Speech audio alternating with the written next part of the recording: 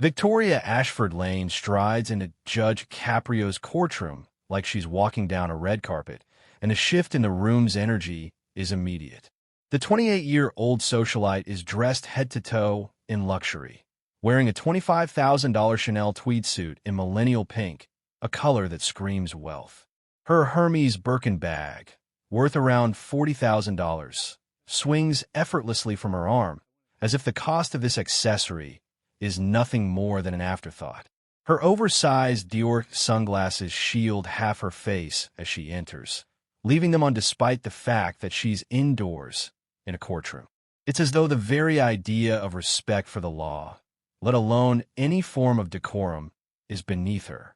The sound of her Jeppy Zenity heels clicking against the tile floor resonates through the space like the march of a model preparing for her next big photo op. What makes this entrance even more unusual, though, is the entourage that follows her. It's not a mistake or a misunderstanding. Victoria has brought her personal photographer to this courtroom. The photographer, a young man in his 20s, holds an expensive camera as if he's preparing to capture a glamorous photo shoot and not a legal proceeding. Right next to him, an assistant fumbles with an iPad and a ring light, scanning the room for the best lighting angles, as if the courtroom is just another location for a fashion shoot. Victoria halts halfway down the aisle. She doesn't walk to the defendant's table. She doesn't acknowledge Judge Caprio, who's sitting at his bench. Instead, she strikes a pose. Her hand is placed on her hip in the way celebrities do before cameras, a posture perfected on the red carpet. The photographer, clearly uncomfortable but still obedient, lifts his camera and snaps several shots. The sound of the shutter clicks through the room like a countdown to something inevitable. The gallery is stunned, frozen in place. A hushed murmur ripples through the courtroom as people turn to look. An elderly man in the back row shakes his head, muttering under his breath. The photographer and his assistant, unaware of the impropriety of this moment, continue as if they were at a gala, not a courtroom. Victoria leans toward her assistant, speaking with the kind of exaggerated whisper that's meant to be heard. "Make sure you get my good side," she says. "The lighting in here is awful, but we can fix it in post. This is going to be great for engagement." It's as if she's in another world, a world where a courtroom is just another backdrop for her social media content. This is not the usual kind of behavior anyone expects in a court of law, especially not from someone facing serious charges. The tension in the room rises, and it's clear this is going to be an extraordinary moment. Judge Caprio observes all of this, his eyes narrowing as the reality of the situation settles in. The charge Victoria faces isn't something that can be brushed off or hidden behind a photo op. The clerk calls out the charges, reading them in a professional voice, one that cuts through the tension like a knife. The state of Rhode Island versus Victoria Ashford Lane. The list of charges is long. Driving under the influence, third offense within 18 months, hit and run, resulting in significant property damage, leaving the scene of an accident without providing information or assistance, obstruction of justice through the deletion of digital evidence, and filing a false police report. Each charge lands with the weight of a hammer. Victoria, however, remains unfazed. She examines her perfectly manicured nails, shifts her weight from one high heel to the other, and doesn't so much as blink at the seriousness of the situation. She's a social media influencer, famous for being famous, used to receiving attention for her curated, filtered life. The idea of facing criminal charges seems almost beneath her.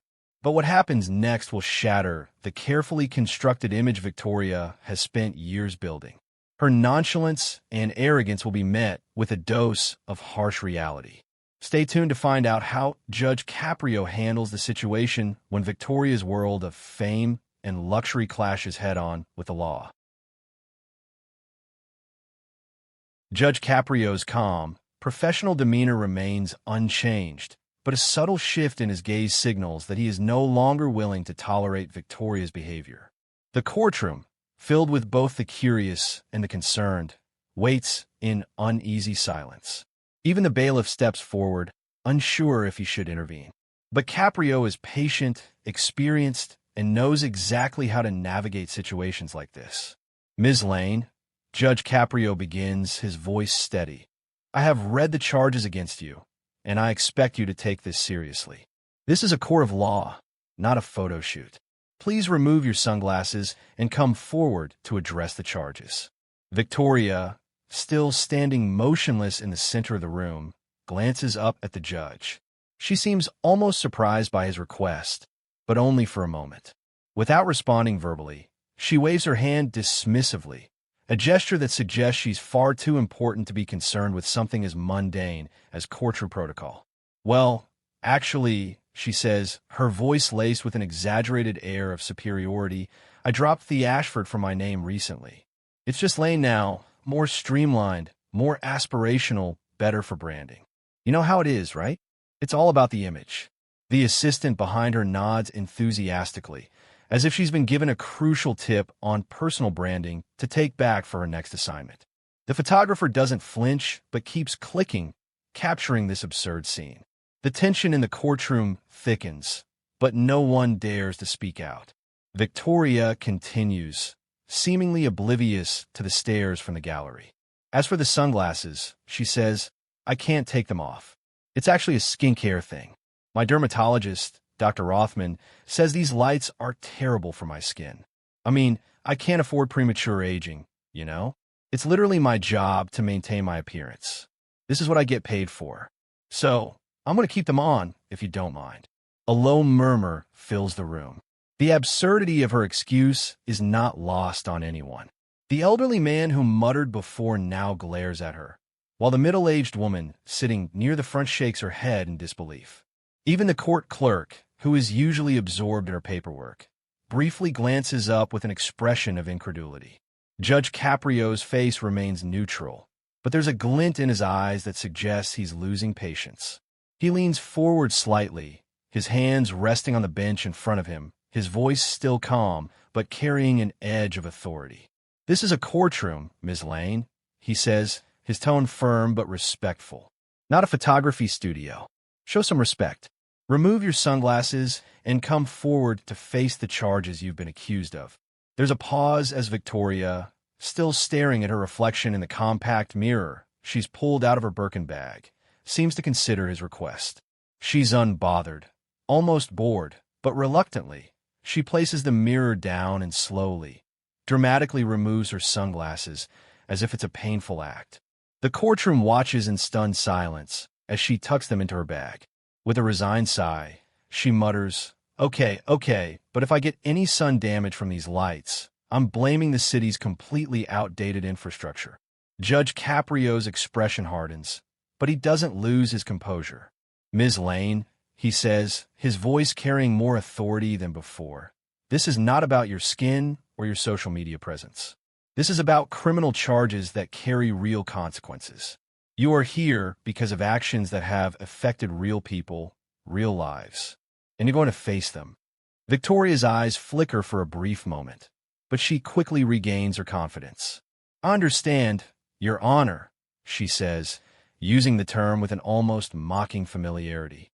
But I don't understand why we're making such a big deal out of this. It's all just a misunderstanding, really.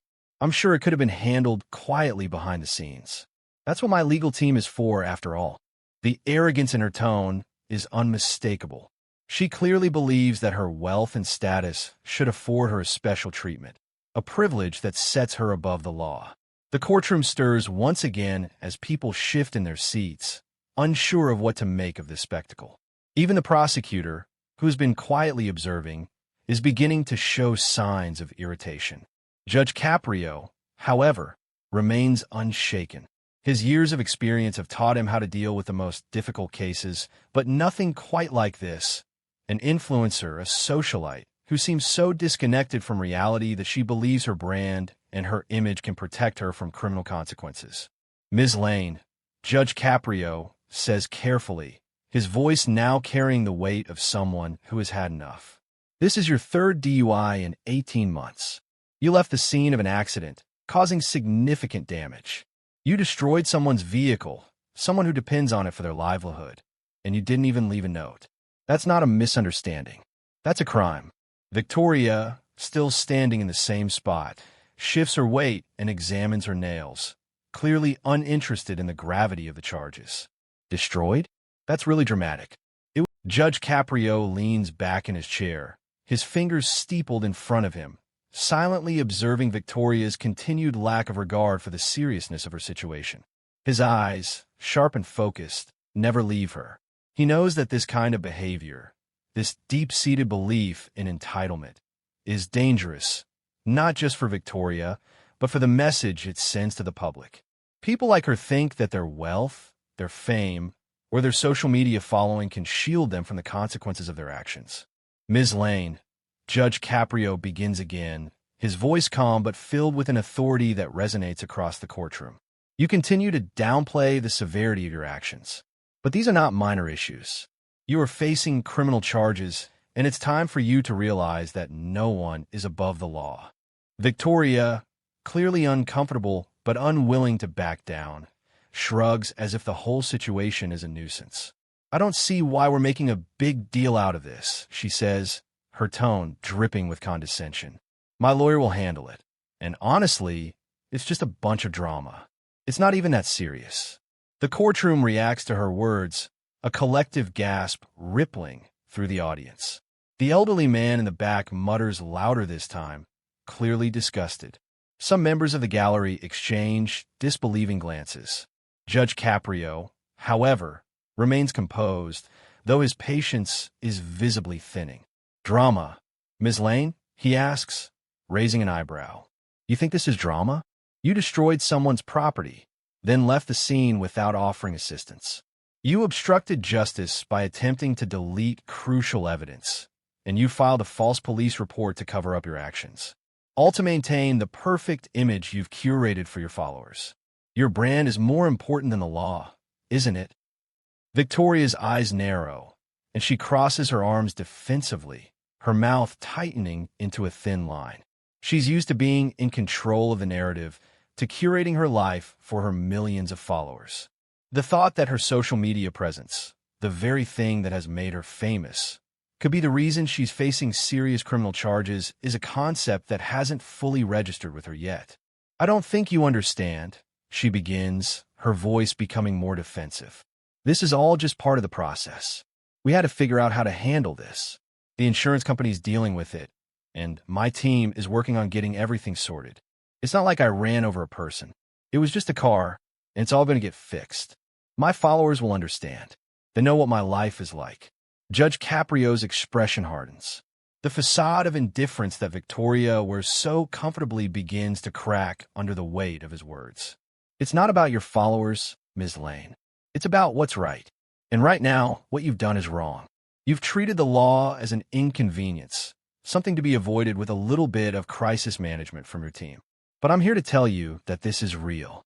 You can't just fix it in post. Victoria's confident demeanor falters for a moment, but she quickly regains her composure. I don't think you understand, Judge. I've been in the public eye for years. My brand, my life, it's all about maintaining a certain image. That's how I make a living. My followers expect that. If I don't keep up the facade, I lose everything. I'll lose my deals, my sponsorships, my followers. That's my job. It's how I survive. The courtroom falls silent. The words "I survive" hang in the air, and for the first time, the magnitude of Victoria's privilege becomes clear. She doesn't understand that real survival, the kind that people like Maria Santos experience every day, is about hard work, sacrifice, and struggle. For Victoria, survival is maintaining the perfect brand, the perfect image, no matter the cost to others. Judge Caprio leans forward, his eyes never leaving hers. You're not the only one struggling in this world, Ms. Lane. You may have a trust fund and a brand, but real survival is about facing consequences and taking responsibility for your actions. People like Maria Santos, people who work long hours for minimal pay, who depend on their cars to get to their jobs and support their families. They're the ones who truly understand what it means to survive. You, on the other hand, have been living in a bubble detached from the real world. Your followers may admire you, but it's not admiration you need. It's accountability. Victoria's face flushes with a mix of frustration and disbelief. She opens her mouth to speak, but Judge Caprio raises a hand, silencing her. "You're in a court of law, Ms. Lane," he says, his voice calm but unyielding. "And you're going to face the consequences of your actions. Your privilege, your wealth, and your following do not protect you from the law. They do not protect you from the harm you've caused." The words hit Victoria like a physical blow. She sits back in her chair, her hands trembling, realizing that the world she's lived in, one of curated perfection, constant validation, and limitless wealth, has no power here. Victoria's carefully crafted world of luxury and influence is about to come crashing down. Judge Caprio is not finished. Judge Caprio pauses, allowing the weight of his words to sink in. The courtroom is silent, the only sound being the soft shuffle of papers as the judge gathers his notes. Victoria Ashford Lane, the woman who once prided herself on her social media following and carefully crafted image, now finds herself staring at the harsh truth of her situation. The truth that her wealth, her fame, and her followers mean nothing in the eyes of the law. "Ms. Lane," Judge Caprio says slowly, his voice firm, "you have spent your entire life curating an image built on superficiality, on appearances, on creating the illusion of a perfect life. But today, you're here because that image is crumbling. Today, you face the consequences of your actions." Victoria shifts in her seat, her hands nervously clasped together. She's no longer the confident socialite who strolled into the courtroom like she owned the place. The bravado is gone, replaced by a look of frustration and helplessness. She opens her mouth to speak, but Judge Caprio raises a hand, silencing her. "I'm not interested in excuses, Ms. Lane," he continues, his eyes narrowing. "You've already had your chance to explain yourself, and it's clear that you don't fully grasp the magnitude of your actions. You thought you could get away with it, that money and influence would shield you. But the law doesn't work that way." Victoria's face hardens, and she pulls herself together. She's a fighter, she tells herself. She's not going to let this destroy her. "Your Honor," she begins, her voice steady, but her defiance still evident. "I understand that what I did was wrong, but I've learned my lesson. I'm willing to make things right. I'll pay the fines.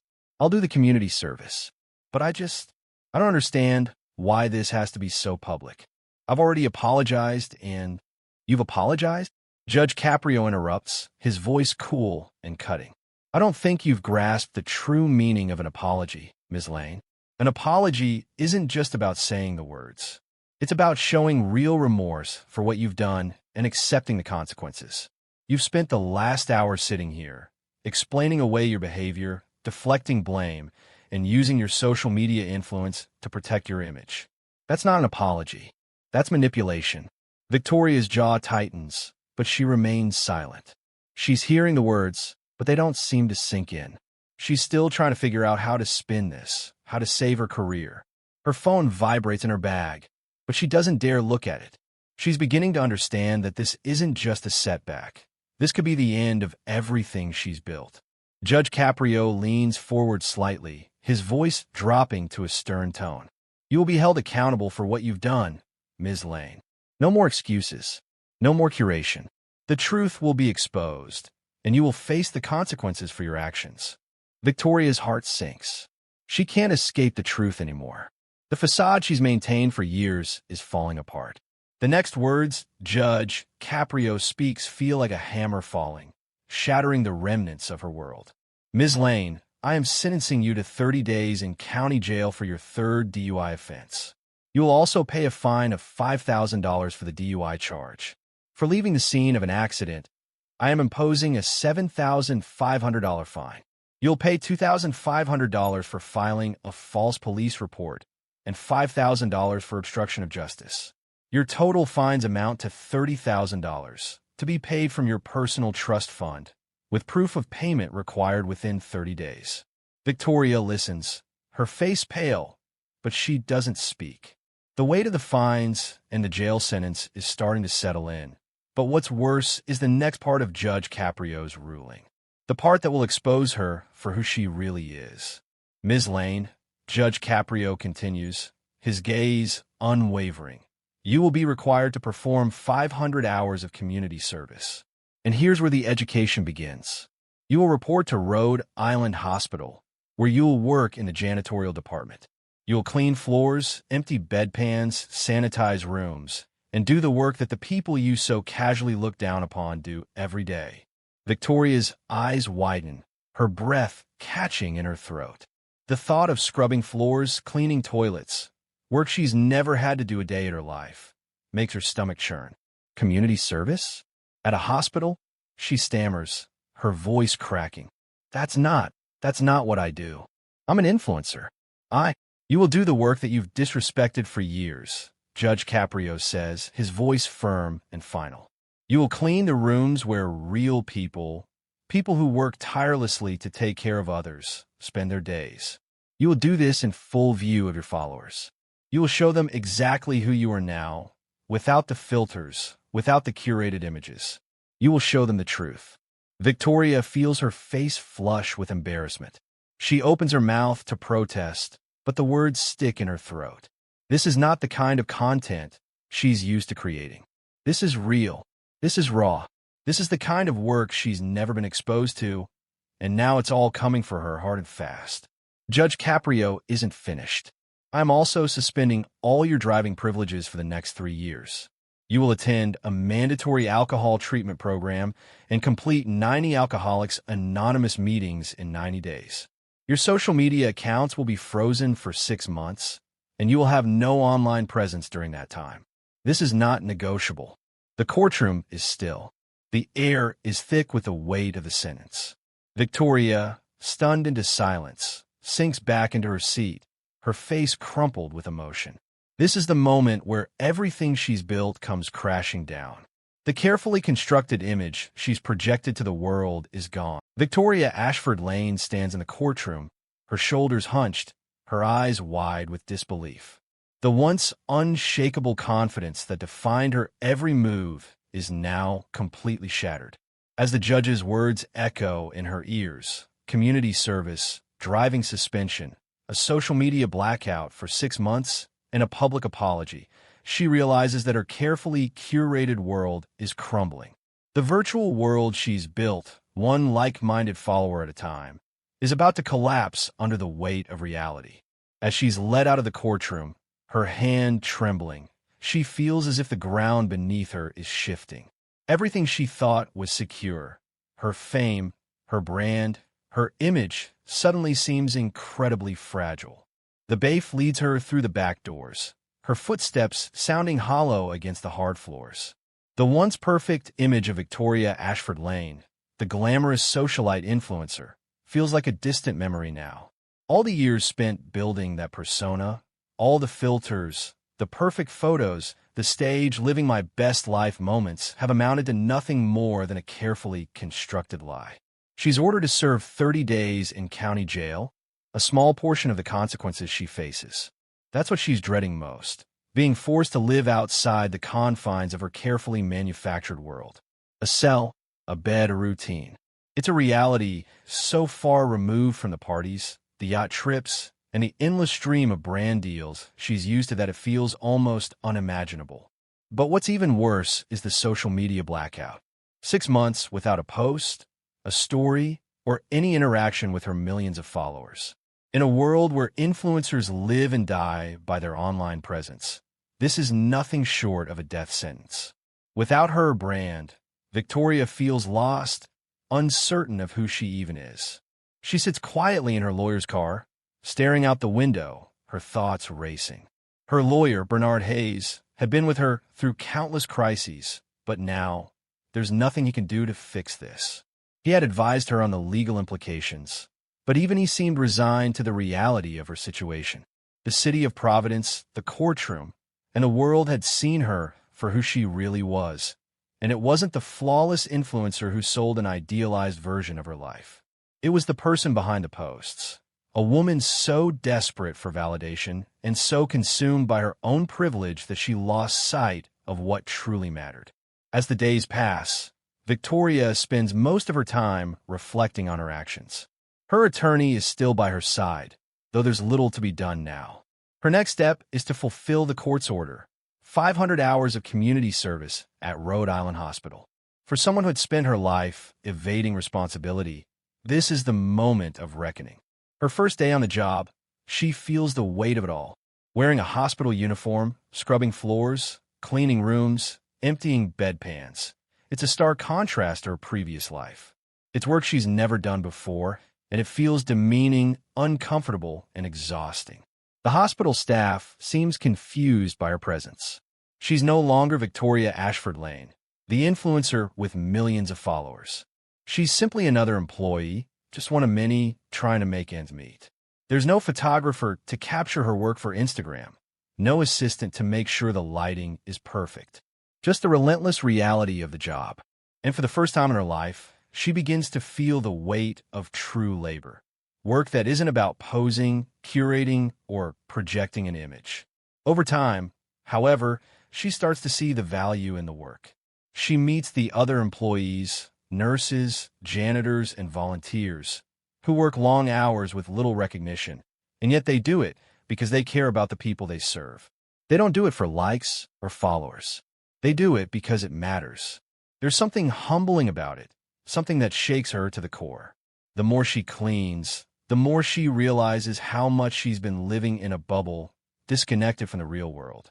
Her first few weeks are filled with embarrassment and frustration. She wants to escape, to find a way out, but every time she picks up her phone, she remembers that it's been frozen. There's no way to post, no way to seek validation from her followers. She's completely cut off from the world she once thought was her everything. But in the absence of her phone, in the silence of the real world, she begins to reflect on her actions, her motivations, and the choices she's made. One evening, after a long shift at the hospital, Victoria sits in the break room, exhausted and staring at the wall. She's physically drained, but it's the emotional toll that's starting to get to her. For the first time, she realizes that the luxury, the fame, the followers, none of it matters if you don't have a foundation built on integrity and empathy. The people who truly matter are not those who validate you online, but those who you serve and help in the real world. The first few months of her community service pass in a blur. Slowly, Victoria's perspective starts to shift. She stops viewing this as a punishment and starts seeing it as a chance to truly change. It's not easy. There are still moments of resistance, still days where the weight of the situation feels unbearable. But as the weeks go on, she starts to understand the kind of life she wants to build. One based not on appearances, but on real effort and genuine contribution. Victoria Ashford Lane's transformation has just begun. As she navigates the final steps of her sentence, she'll have to face the truth in a way she never has before. Stay tuned for the final chapter, where the true cost of her actions will be revealed, and Victoria will face the hardest decision of all, whether or not to embrace the woman she's becoming.